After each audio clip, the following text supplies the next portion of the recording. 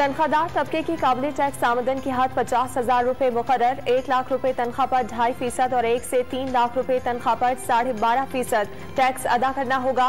24 से 36 लाख रुपए सालाना आमदन पर 1,65,000 रुपए टैक्स कटेगा। 24 लाख से ज्यादा रकम पर मजीद 20% टैक्स अदा करना होगा।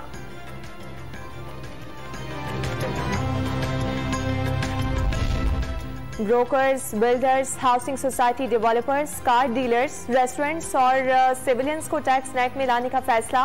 वोकला, डॉक्टर्स और दीगर प्रोफेशनल भी टैक्स लगाए जाएंगे। चंद माह में अमल दरामद हो जाएगा।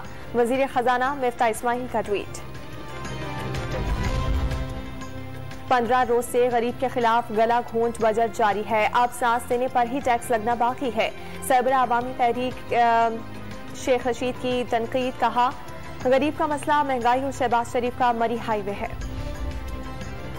मोनी सलाही के खिलाफ मनी लॉन्ड्रिंग केस में नवाज चपरासी का नाम सामने आ गया। FIA का नवाज भट्टी के 32 बैंक अकाउंट्स होने का दावा। साबिक विफाकी वजीर ने लाताल्लुकी जाहिर कर दी। वजीर आजम शहबाज शरीफ सरदारी हाउस नवाब शाह पहुंच गए। आसिफ अली सरदारी से वालिद के इंतकाल पर ताज़ियत की।